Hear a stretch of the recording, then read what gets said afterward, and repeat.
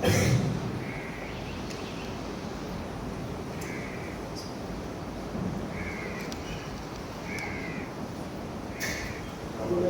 لله نحمده ونستعينه ونستغفره ونعوذ بالله من شرور أنفسنا وسيئات أعمالنا من يهده الله فلا مضل له ومن يضلل فلا هادي له وأشهد أن لا إله إلا الله وحده لا شريك له وأشهد أن محمدا عبده ورسوله أما بعد فإن أصدق الحديث كتاب الله وأحسن الهدي هدي محمد صلى الله عليه وسلم وشر الأمور محدثاتها وكل محدثة بدعة وكل بدعة ضلالة وكل ضلالة في النار. أعوذ بالله من الشيطان الرجيم. يا أيها الذين آمنوا اتقوا الله حق تقاته ولا تموتن إلا وأنتم مسلمون. يا أيها الناس اتقوا ربكم الذي خلقكم من نفس واحدة وخلق منها زوجها وبث منهما رجالا كثيرا ونساء واتقوا الله الذي تساءلون به والأرحام إن الله كان عليكم رقيبا. يا أيها الذين آمنوا اتقوا الله وقولوا قولا سديدا يصلح لكم أعمالكم ويغفر لكم ذنوبكم ومن يطع الله ورسوله فقد فاز فوزا عظيما. وقال تعالى في موضع آخر إن الله لا يغير ما بقوم حتى يغيروا ما بأنفسهم وإذا أراد الله بقوم سوءا فلا مرد له وما لهم من دونه موال. محترم حاضرین جمعہ، دینی و ملی بھائیوں، بزرگوں، نوجوان ساتھیوں، پیارے بچوں، اسلامی ماؤں اور بہنوں، ہر قسم کی تعریف اللہ وحدہ لا شریک کی ذات کے لیے ہے جس نے ہمیں اس دنیا فانی کے اندر پیدا فرمایا اور ہمیں سیدھے راستے پر لانے کے لیے اپنے انبیاء کرام کو اس دنیا میں یکے بعد دیگرے بھیجتا رہا. درود و سلام ہو اللہ کے تمام انبیاء کرام پر، خصوصاً بالخصوص نبی آخر الزمان جناب محمد رسول اللہ صلی اللہ علیہ وسلم کی ذات. محترم سامعین، آج اس خطبہ جمعہ میں میرا جو موضوع ہے وہ ہے مسلمانوں کی ذلت و رسوائی کے اسباب. سامعین کرام، خطبہ مسنونہ کے بعد میں نے آپ کے سامنے سورہ رعد کی آیت نمبر 11 تلاوت کی. یہ آیت کریمہ اس دنیا کے اندر اب تک جتنی بھی قومیں آئی ہیں ان کے عروج اور زوال کی وجہ بتاتی ہے. کوئی بھی قوم کیوں عروج پاتی ہے اور کیوں زوال پذیر ہوتی ہے، اس آیت میں اللہ رب العالمین نے اس کی وجہ بتائی ہے. آئیے پہلے آیت کو دیکھتے ہیں پھر آگے بڑھتے ہیں.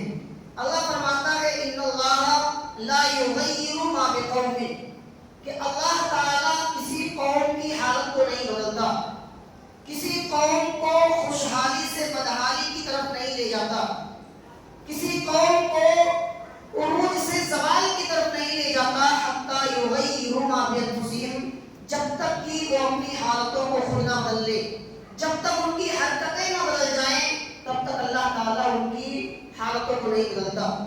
وَإِذَا أَرَادَ اللَّهُ بِقَوْمٍ سُوءًا، اور جب اللہ تعالیٰ کسی قوم کے ساتھ برائی کا ارادہ کر لے، کسی قوم کو تباہ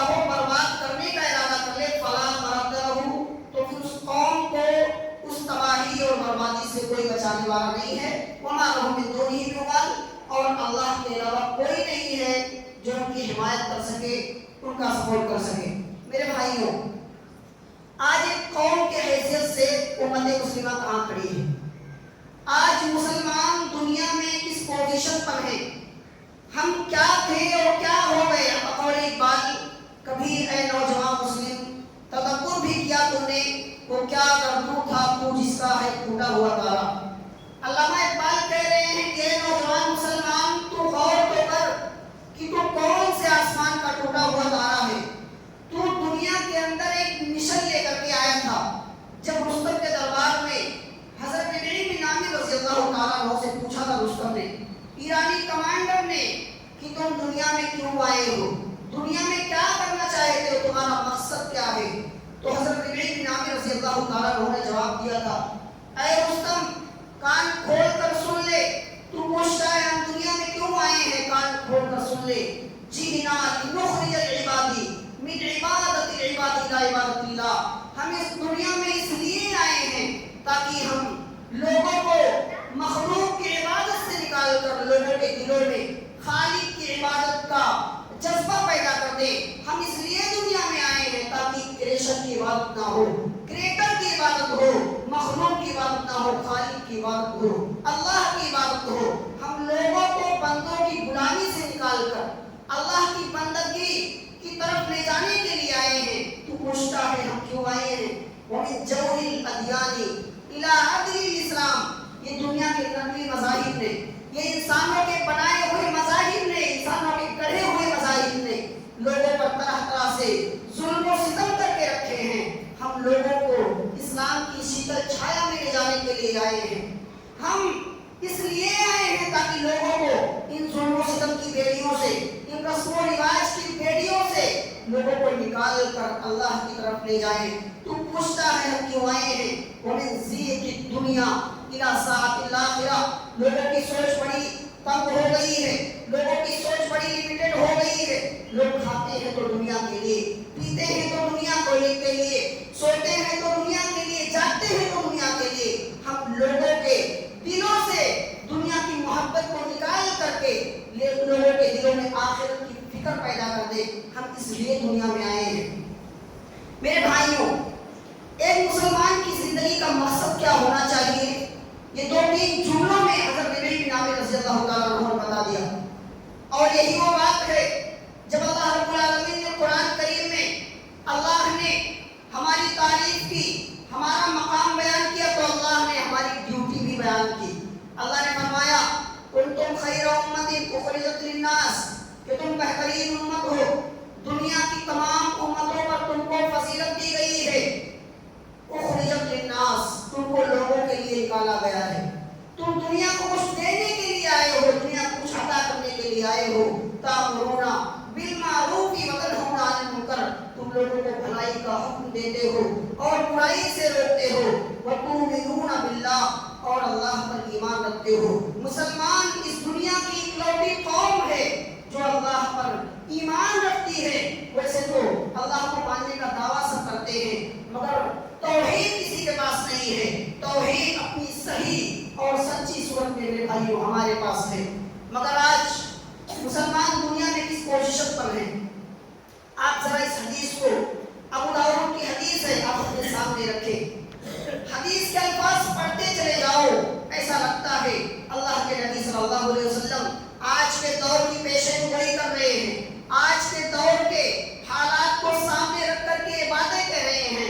اللہ کے نبی صلی اللہ علیہ وسلم نے فرمایا یوشک الامم ان تداعی علیکم، اے میرے صحابہ، میری امت پر ایک ایسا زمانہ آئے گا کہ دنیا کی ساری قومیں ان پر ٹوٹ پڑے گی، کما تدال اکلت الی قصعتھا، جس طرح سے دسترخوان بچھاؤ، دسترخوان پر لوگ لائن لگا کر کے کھا رہے ہو، 10 لوگوں کی جگہ ہے، 10 لوگ کھا رہے ہیں، 10 لوگ ویٹنگ میں لگے ہیں کہ یہ کھا کر کے اٹھ جائے تب ہم کھائیں گے۔ تمہیں کھانے کے لیے، تمہیں لوٹنے کے لیے، تمہیں گھسوٹنے کے لیے، تمہاری عزت و آبرو پر حملے کرنے کے لیے لوگوں کے درمیان مقابلے ہوں گے۔ جس طرح سے دسترخوان پر لوگ لائن لگا کر کے کھاتے ہیں، اسی طرح سے تمہیں لوٹنے اور گھسوٹنے کے لیے لوگوں کے درمیان لائنیں لگی ہوں گی۔ صحابہ نے بڑا بہترین سوال کیا، اے اللہ کے رسول، کیا اس وقت ہماری تعداد کم ہوگی؟ اللہ کے رسول صلی اللہ علیہ وسلم نے فرمایا نہیں، تعداد میں تو کوئی کمی نہیں ہوگی، تعداد بہت زیادہ ہوگی، لیکن بس تعداد ہوگی۔ آج میرے بھائیوں ہم لاکھوں میں ہیں، کروڑوں میں ہیں، مگر اللہ کی قسم ہم ان 313 کے برابر بھی نہیں ہیں جو بدر کے میدان میں میرے نبی کے ساتھ تھے۔ اللہ کے نبی نے فرمایا کہ تمہاری تعداد بہت زیادہ ہوگی، لیکن تم سیلاب کے اوپر جو جھاگ ہوتا ہے اس جھاگ کی مانند ہو جاؤ گے، پانی کے اوپر جو بلبلا ہوتا ہے اس بلبلے کی مانند ہو جاؤ گے۔ دشمنوں کے دل سے اللہ تعالیٰ تمہارے روب و دبدبے کو ختم کر دے گا اور تمہارے اندر کمزوری ڈال دے گا۔ صحابہ نے پوچھا اللہ کے رسول کون سی کمزوری ڈال دے گا؟ اللہ کے رسول صلی اللہ علیہ وسلم نے فرمایا حب الدنیا وکراہیت الموت، تمہیں دنیا سے محبت ہو جائے گی، تمہیں موت سے ڈر لگنے لگے گا۔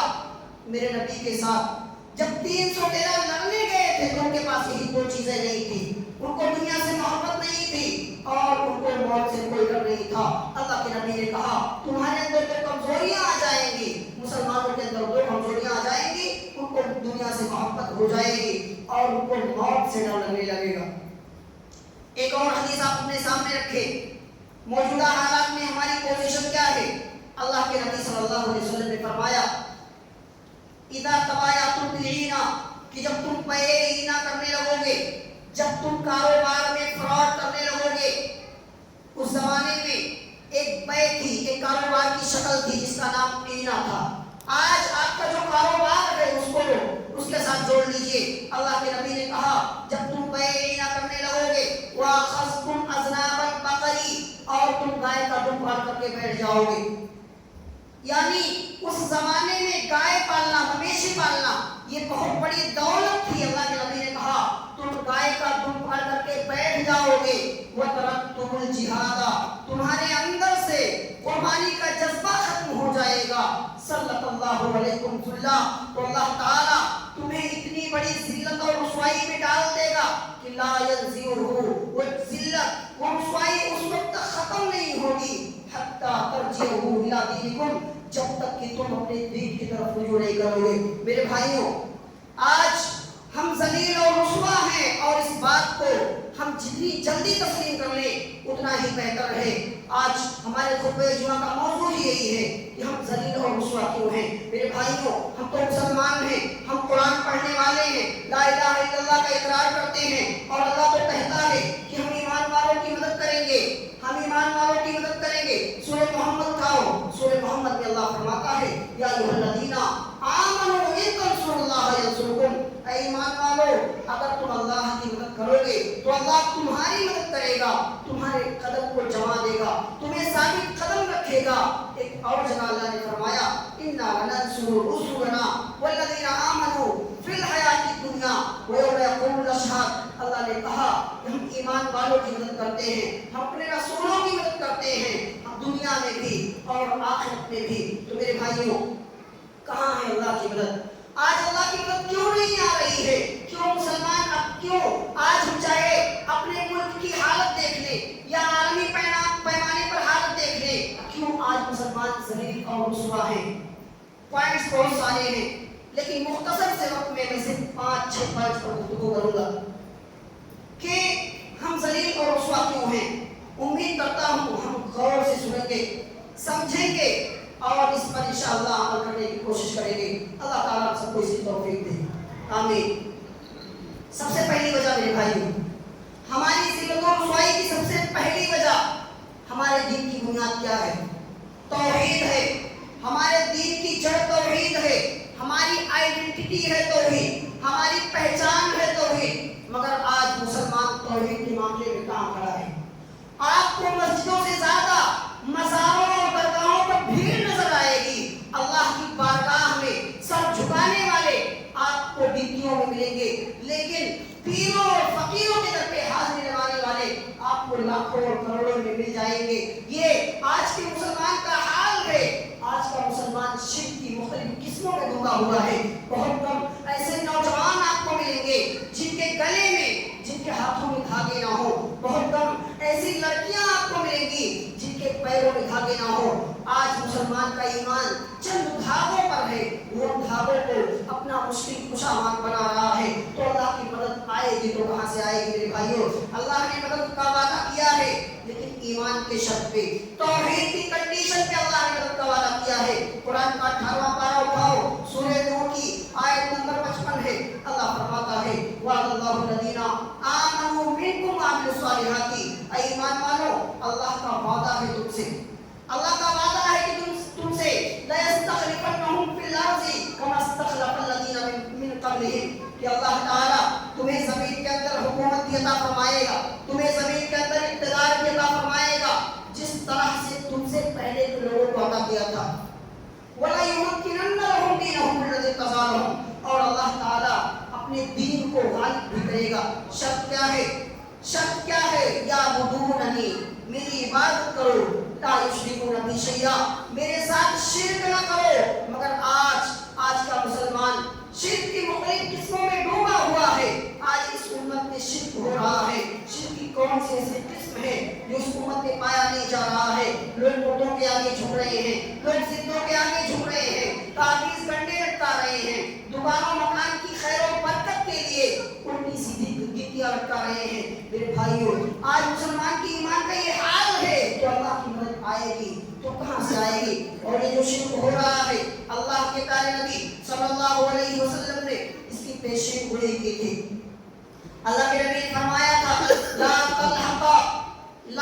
لا تقوم الساعة حتى تلحق قبائل من امتی بالمشرکین، کہ قیامت اس وقت تک نہیں آئے گی جب تک میری امت کے کچھ لوگ مشرکوں کے ساتھ مل نہیں جائیں گے، وحتى يعبد الاوثان، اور بتوں کی، آستانوں کی، مزاروں کی عبادت نہ ہونے لگے گی، اس وقت تک قیامت نہیں آئے گی۔ آج آپ دیکھیں لوگ پیروں کے آگے جھک رہے ہیں، پیروں کے در پہ حاضری لگا رہے ہیں۔ ایک دن خاص کر دیا گیا ہے کہ فلاں دن بڑے پیر صاحب کو مرغا چڑھایا جائے گا، فلاں دن نذر و نیاز کی جائے گی۔ میرے بھائیوں، یہ تماشے ہوتے ہیں، ہم دیکھتے ہیں وہ پیر صاحب جن کا جو آج سے 500 سال پہلے، 600 سال پہلے، 1000 سال پہلے اللہ کو پیارے ہو گئے، جن کے بارے میں قرآن کہتا ہے انکا لا تسمع الموتیٰ، کہ تم مردوں کو سنا نہیں سکتے۔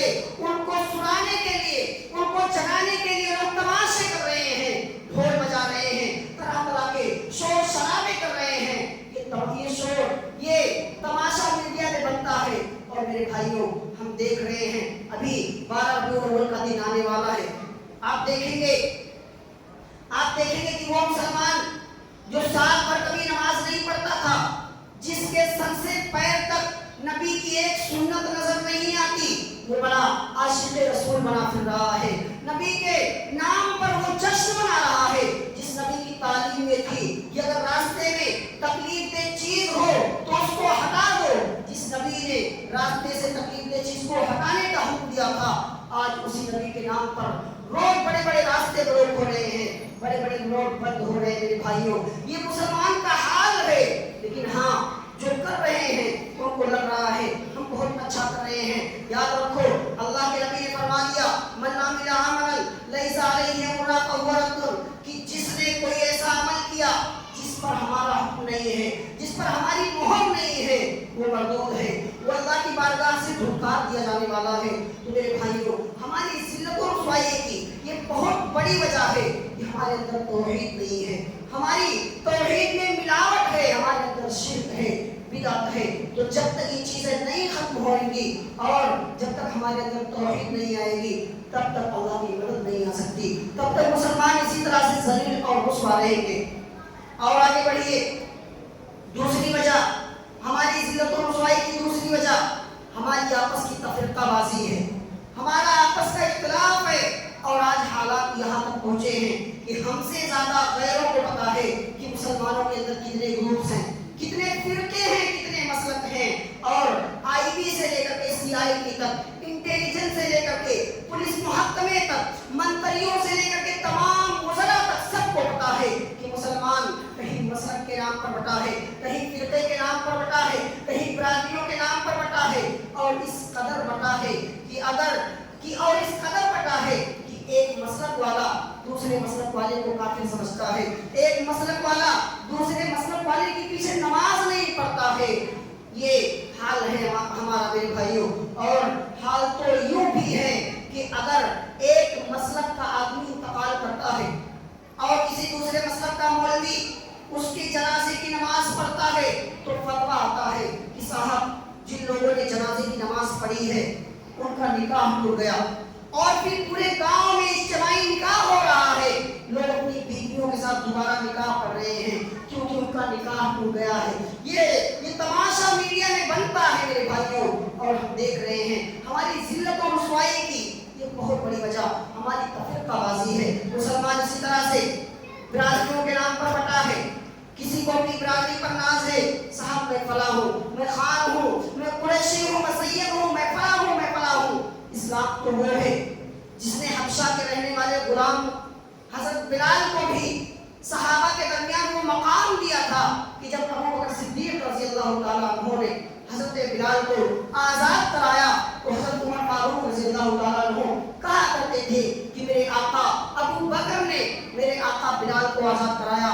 آتقا سیدنا میرے آقا ابو بکر نے میرے آقا بلال کو آزاد کرایا. بلال کو بھی اپنا آقا کہہ رہے ہیں اور حضرت ابو بکر کو بھی اپنا آقا اور اپنا سردار کہہ رہے ہیں. اسلام کی تعلیم ہے میرے بھائیوں. اور اسلام کی تعلیم تو یہ ہے کہ ایک ہی صف کے اندر سماج کا سب سے کمزور ترین آدمی کھڑا ہے اور اسی صف میں سماج کا سب سے مضبوط آدمی, سب سے امیر آدمی کھڑا ہے. اس کی ہمت نہیں ہے اس کو سائڈ کر دے, اس کو پیچھے کر دے.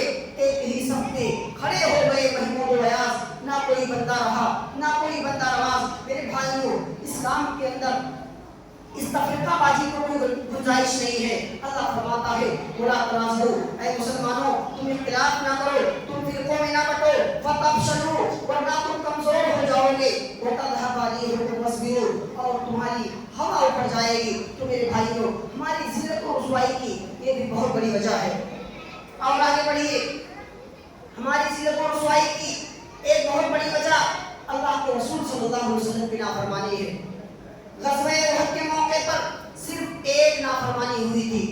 اللہ کے نبی صلی اللہ علیہ وسلم نے 50 صحابہ کو پہاڑی کے کنارے کھڑا کر دیا اور یہ ڈائریکشن دے دیا, یہ حکم دے دیا کہ جنگ کے حالات کچھ بھی ہوں تمہیں اپنی جگہ سے ہٹنا نہیں ہے.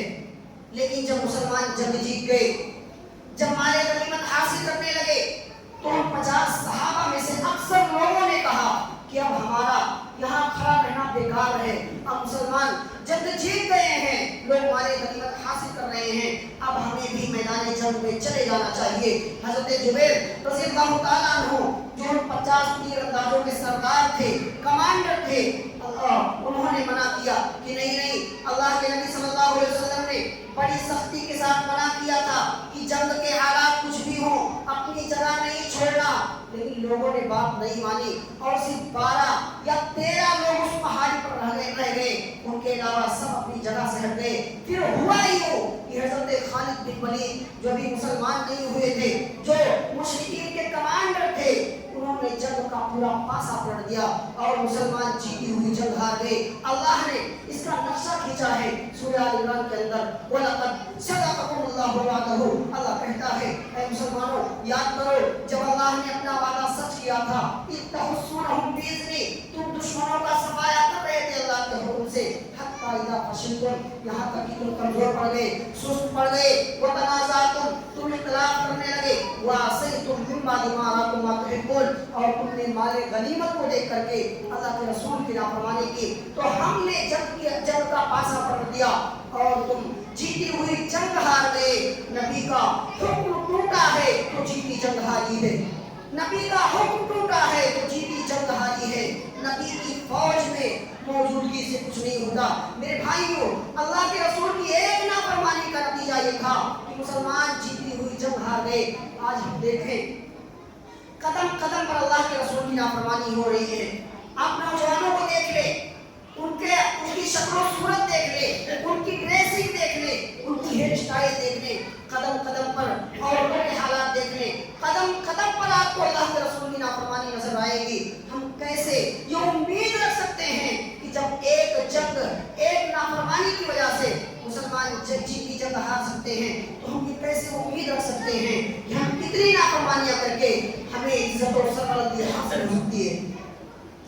और आगे बढ़िए, हमारी जिल्लत और रुसवाई की एक बहुत बड़ी वजह मेरे भाइयों कुरान करीम से दूरी है। कुरान करीम नूर है। कुरान करीम हमारी जिंदगी के अंधेरों में उजाला लाता है और उजाले के लिए हम हमेशा स्विच को अपने हाथों की पहुंच तक रखते हैं। अगर किसी कमरे में लाइट जलाने की स्विच बिल्कुल ऊपर हो, जहां हमारा हाथ ना पहुंचता हो, तो हम कहेंगे जिस मैकेनिक ने इस स्विच को लगाया है वो बेवकूफ है, क्योंकि हम चाहते हैं कि लाइट जलाने की स्विच हमारी पहुंच तक हो। हमें बराबर रोशनी की जरूरत पड़ती है। कुरान करीम को मेरे भाइयों अल्लाह ने नूर कहा है। और आप जरा अपने दिल पर हाथ रख करके बताओ कि आखिरी बार आपने कुरान टच किया था। अगर आपके घरों में कुरान पड़ा हुआ धूल खा रहा है, अगर आपके घरों में कुरान गर्दन गुबार से हटा हुआ है, तो अपने ईमान की खैर मनाओ, अपनी ईमान की खैर मनाओ। आपने अल्लाह के कलाम के साथ कैसी बेहुरमती की है। और कल अल्लाह की बारगाह में, कल क़यामत के दिन अल्लाह के नबी सल्लल्लाहु अलैहि वसल्लम ने अल्लाह की बारगाह में शिकायत करेंगे। वक़ाल रसूलु या रब्बी इन्ना कौमी इत्तखज़ू हाज़ल कुरान महजूरा। ऐ मेरे रब, मेरी इस कौम ने कुरान को छोड़ दिया था, मेरी इस कौम ने कुरान को पसे पुष्ट डाल दिया था।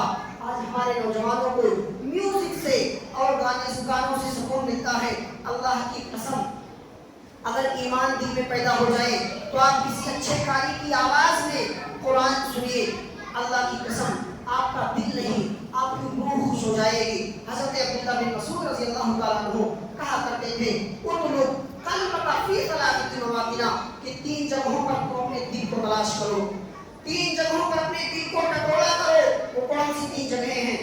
पहली जगह इंदा सेमाइल कुरान, कहीं कुरान पढ़ा जा रहा हो और आप सुन रहे हो, आपका दिल लेकिन नहीं लग रहा है कुरान में, तो समझ जाओ आपका दिल मुर्दा हो चुका है, आपका दिल जिंदा नहीं है। और अल्लाह से दुआ करो कि अल्लाह तो हमारे दिल को जिंदा कर दे।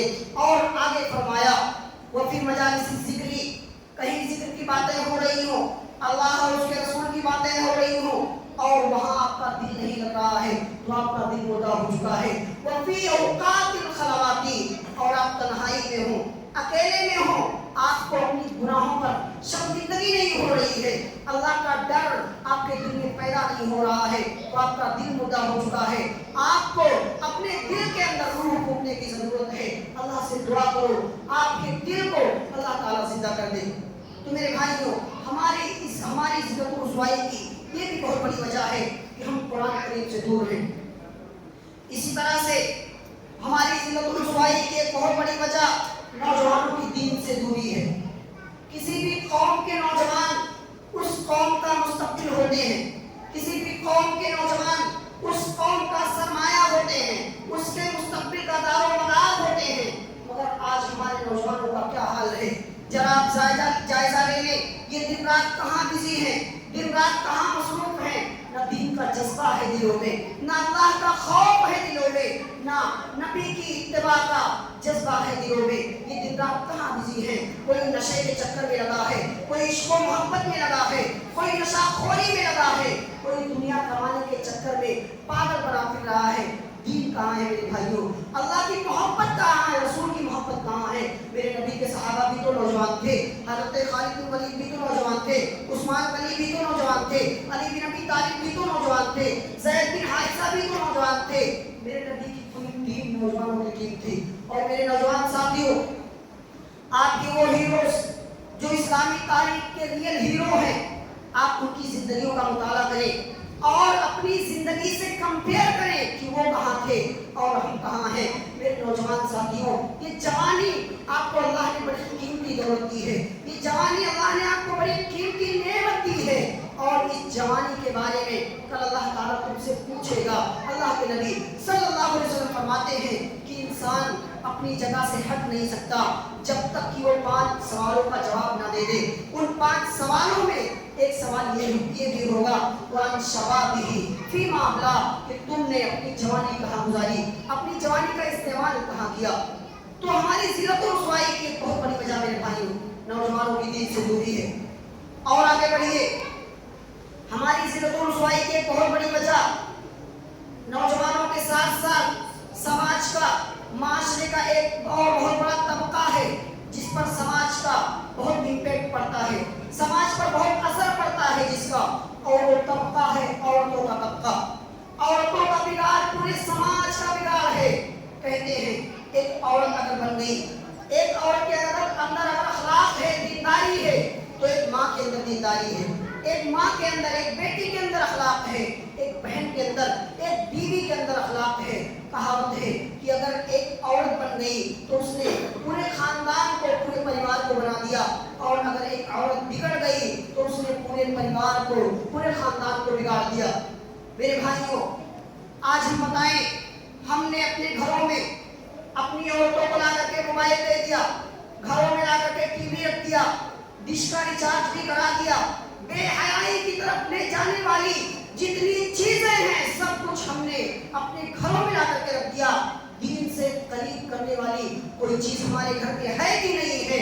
हमारी औरतें मस्जिदों में नहीं आती, लोग औरतों को मस्जिदों से रोकते हैं।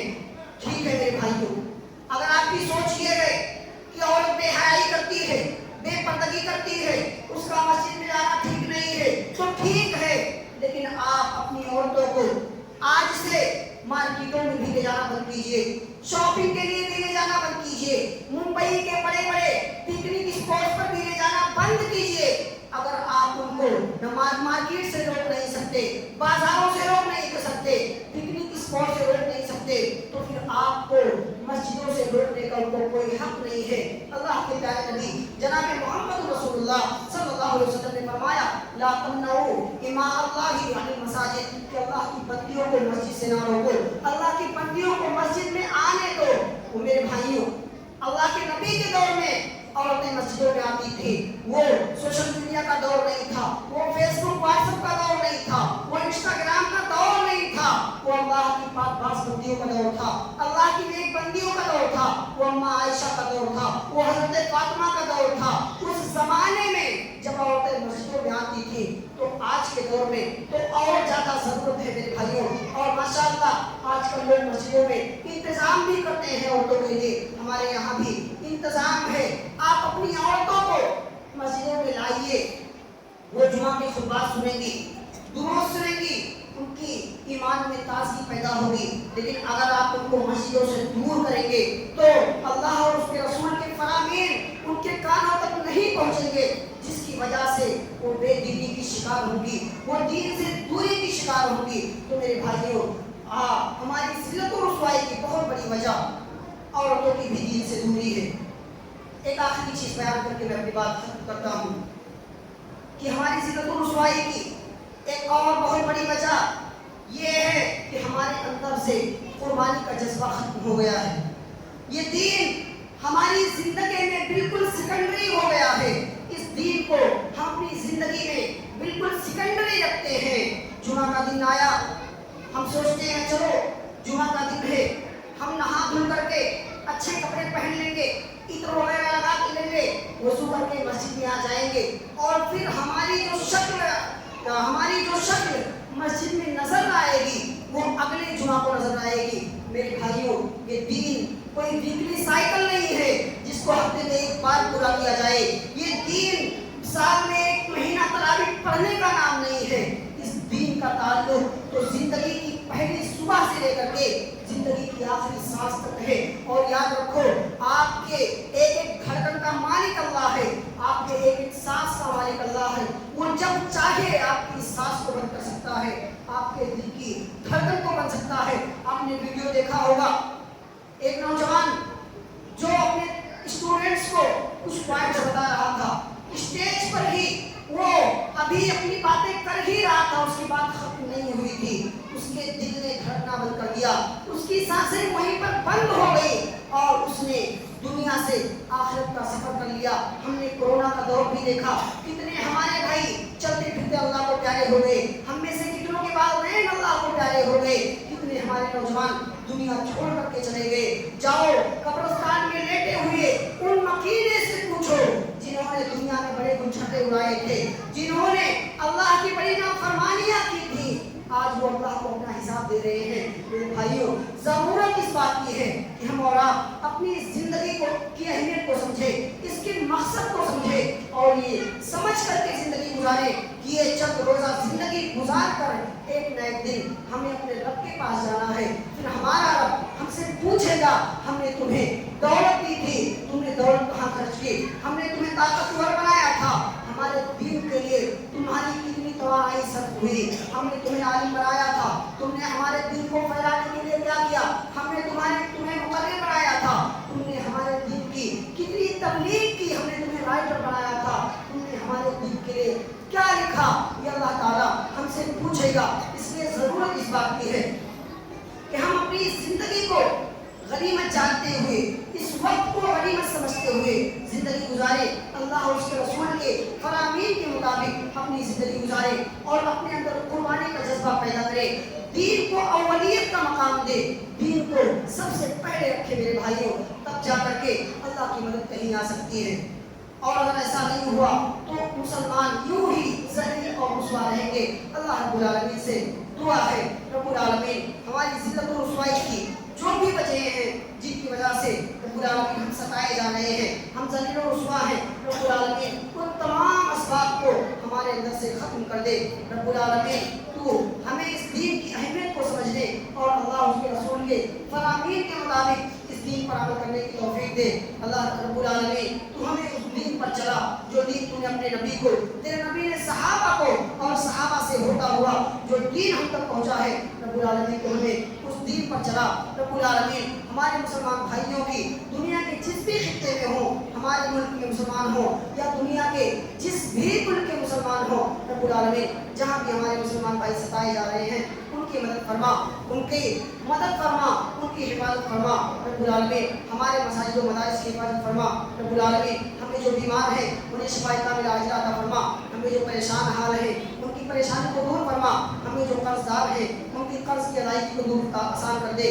रब्बुल आलमीन जो इंतकाल कर गए हैं उनकी मग़फ़िरत फरमा, उनके पसमानदार को सब्र जमील अता फरमा। रब्बुल आलमीन जब तक हमें इस दुनिया में रख, ईमान व इस्लाम इस्लाम पर रख, खात्मा हमारा ईमान पर हो। आमीन।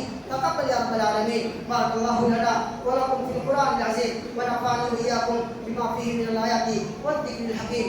इन्नहु तआला जव्वादुन करीमुन मलिकुन रऊफ़ुर रहीम।